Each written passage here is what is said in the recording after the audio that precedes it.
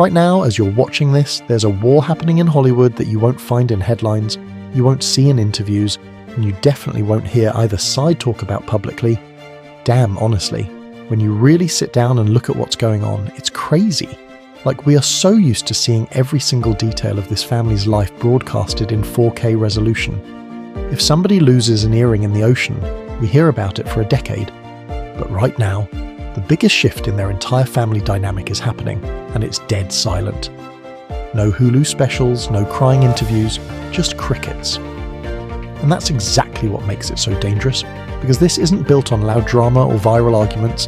This is something quieter, something calculated, something that plays out through silence, timing, and control.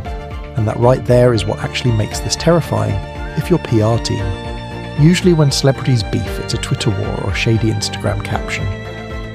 But this is like a literal Cold War. You don't see the missiles flying, you just see the chess pieces moving in the background. It's crazy to me that they are fighting a war over literal human beings, but treating it like a brand acquisition. At the centre of it are two completely different forces. Kim Kardashian, a woman who has spent over a decade mastering control over her image, and Bianca Censori, someone who entered the spotlight without warning and without any intention of following the same rules.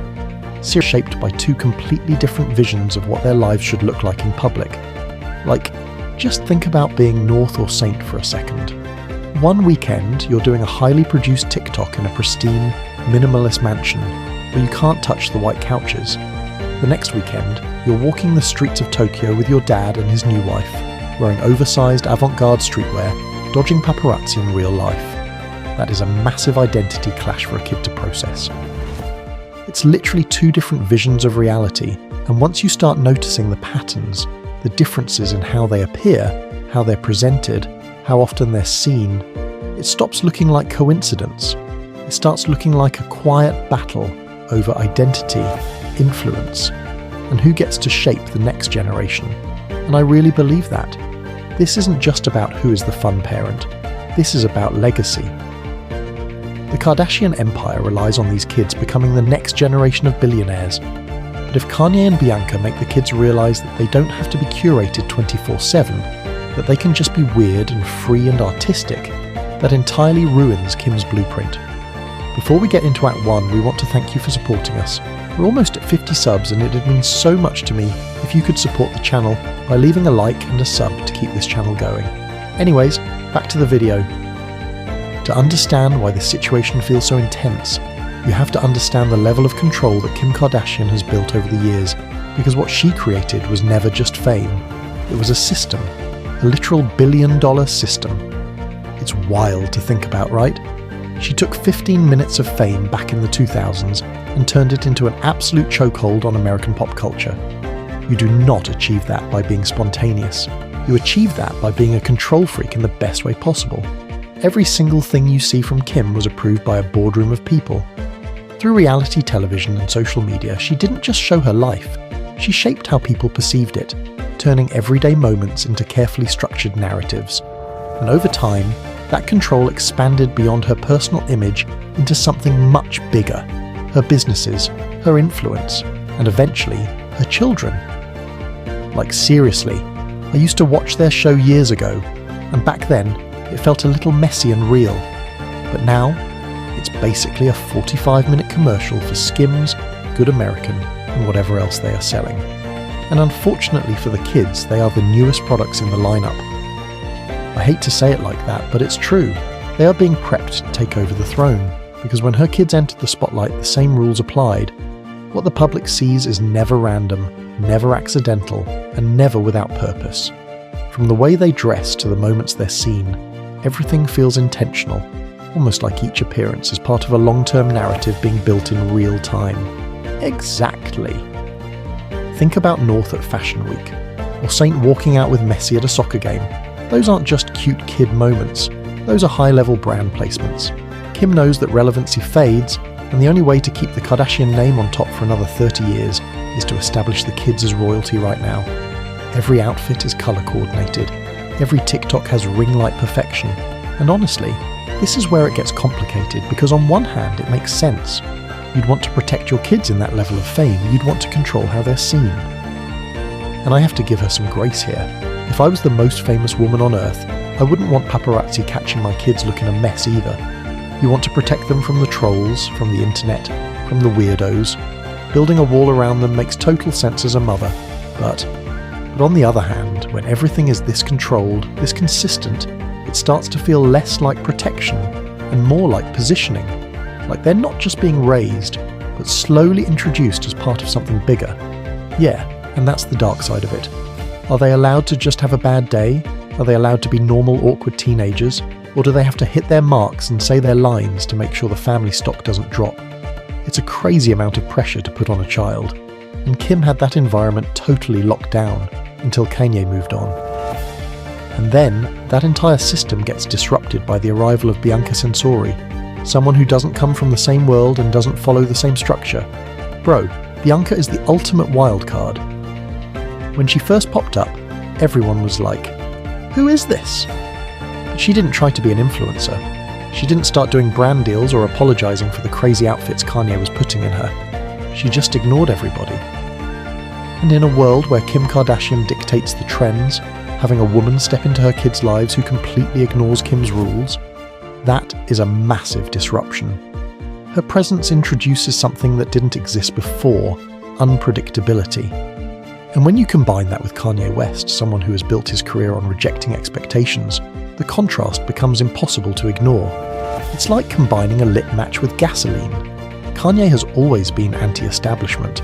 Even when he was with Kim, he hated the reality show cameras. Now that he's with Bianca, he has a partner who is 100% down for his artistic, unpredictable chaos.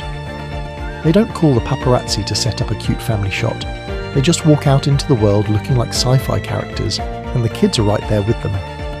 Because now, instead of one controlled narrative, there are two completely different energies influencing the same space. One is structured, polished, carefully presented. The other feels raw, unfiltered, and unpredictable. I swear I was looking at pictures of Chicago with Bianca the other day, and it's just jarring.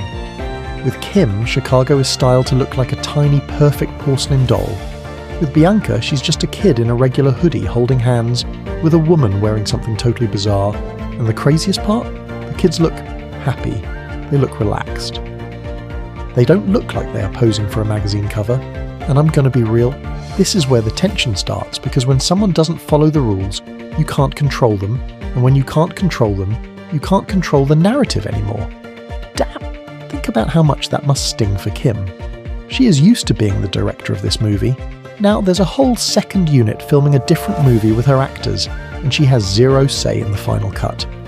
LMAO? For a control freak, that is literal torture. And that's where this stops being a difference and starts becoming a power struggle.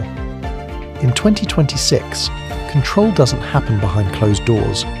It happens online, where every post, every appearance, and every moment becomes part of a larger narrative. We literally watch this war happen in real time on our phones. It's wild, like it's not even hidden. It's playing out in algorithms and engagement metrics. On one side, you have a carefully controlled image, consistent, polished, and aligned with a long-term vision. On the other, you have something far less predictable, where moments feel spontaneous and unfiltered. And when those two versions exist at the same time, the audience starts to notice. Oh, people are definitely noticing. Like seriously, the internet is undefeated when it comes to analysing this stuff. The minute a candid video drops of Kanye, Bianca, and the kids at a random amusement park, looking like a normal, albeit weirdly dressed family, Kim's team will miraculously post a highly edited photo dump of her and the kids doing something incredibly wealthy and perfect. It's like a serve and volley in tennis. People start comparing, questioning, forming opinions, and suddenly, control isn't just about what you show, but what you can't stop others from showing. And that right there is the crack in the armour. Kim can control what goes on her Instagram, but she can't control what TMZ posts. She can't control the random fan on TikTok who catches Bianca carrying one of the kids and looking genuinely maternal. People see that, and the narrative shifts.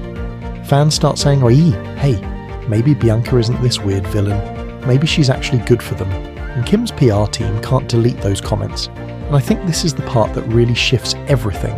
Because once you lose full control of the narrative, you're no longer leading the story. You're reacting to it. exactly.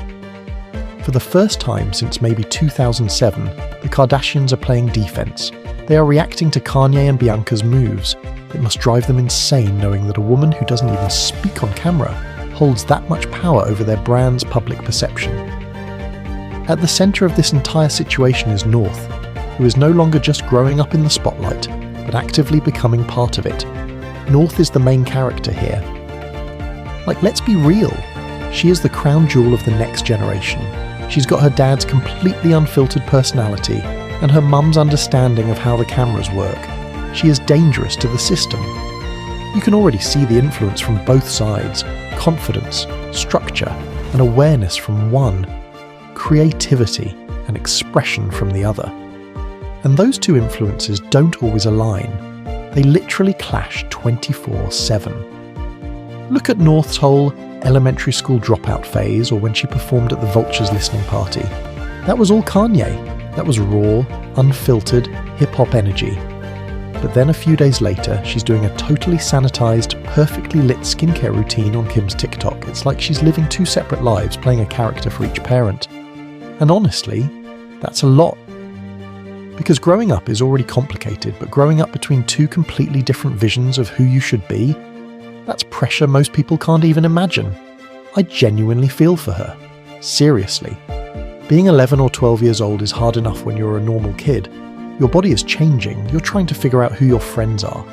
Now imagine doing that, but you also have millions of people analysing whether you look more like a Kardashian or a West today. If she leans too far into her dad's weird artistic world, she isolates her mum's side. If she acts too perfect for her mum, she suppresses her dad's influence. It's a tug of war and she is the rope. But the most powerful move in this entire situation is what's not being said.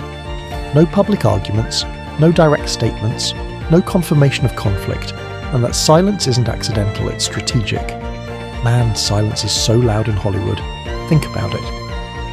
When Khloe had drama with Tristan, we got entire episodes of Khloe crying, the sisters confronting him, the whole 9 yards. Why? Because that drama helped the brand. It was monetizable. But Kim complaining about Bianca, that doesn't help the brand. It makes Kim look jealous, or insecure, or bitter. And Kim Kardashian does not do bitter. Because in a situation like this, reacting publicly means losing control. And right now, both sides are focused on maintaining it. This isn't a loud battle. It's a long game. It's literally psychological warfare. Bianca doesn't talk, which makes her a mystery.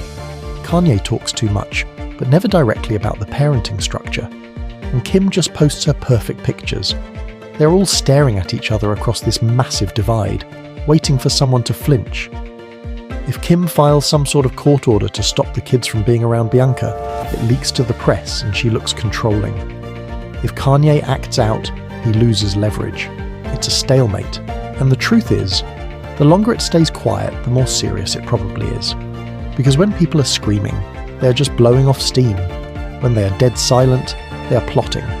You best believe lawyers are involved, contracts are being looked at, and behind those perfectly curated Instagram grids, there is a massive panic about what happens next. Because in the end, this isn't about headlines or drama. It's about influence, identity, and the future. And whoever shapes that, shapes everything that comes after. Honestly, 10 years from now, we're going to look back at this exact moment as the turning point.